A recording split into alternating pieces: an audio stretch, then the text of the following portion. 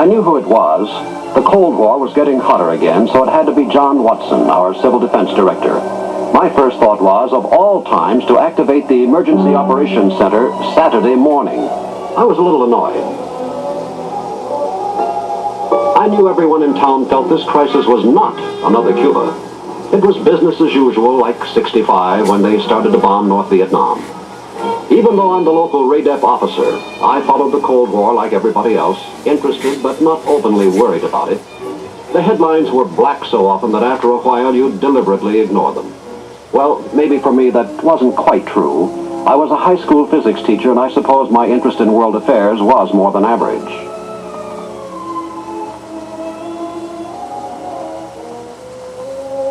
That could be the reason I found myself saying yes to Watson when he asked me if I'd take some training and become the Civil Defense RADEF officer. But on my weekend, with my game sharper than it had been for weeks, activating my RADEF staff didn't appeal to me. There was quite an international squabble going on, all right. Shooting incidents, the usual threats and counter-threats. It was the old pattern, and it did seem that the whole thing was getting more complicated. But I was almost tempted to tell Watson that I'd finished the game before calling my staff to the EOC. The international situation just didn't look that bad.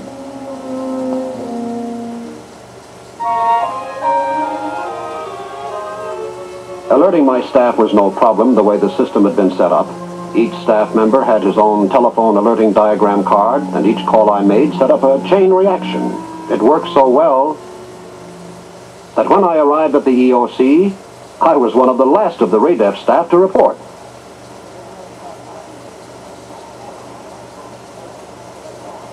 Watson filled me in on what was being done locally to increase our readiness for an emergency, but he had no more news than what was in the evening paper. The National Security Council was still meeting at the White House after a hurried call from the President.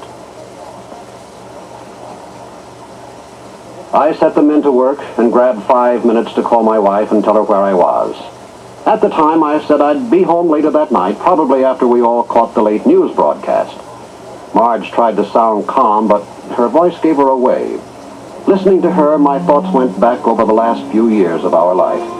Since I'd become involved in civil defense, our family had slipped into the habit of preparing for the worst, sort of like learning to buckle your seatbelt all the time.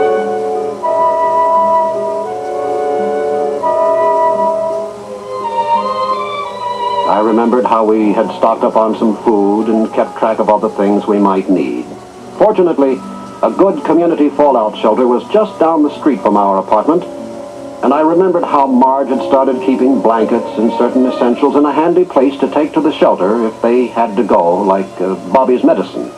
But we never labeled anything or put stuff in a box or anything like that.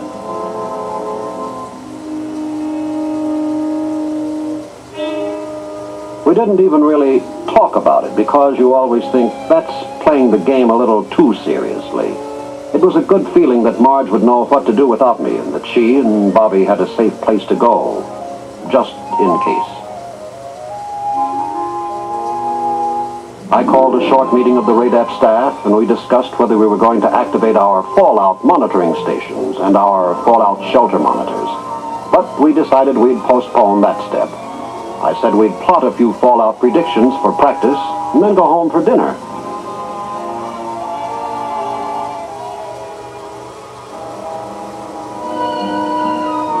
It's strange. I remember thinking about the golf game.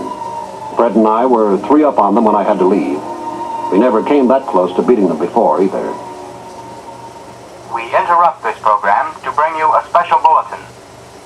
The White House has just announced that it has received reports of a major strategic nuclear blast somewhere over the Central European area. Fragmentary information arriving in Washington indicates severe damage.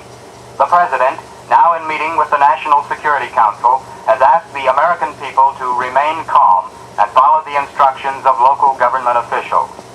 The nuclear blast occurred after almost a week. It's funny. I didn't think it would start this way. Not this way. I don't know how I thought. I just never believed it would come at all.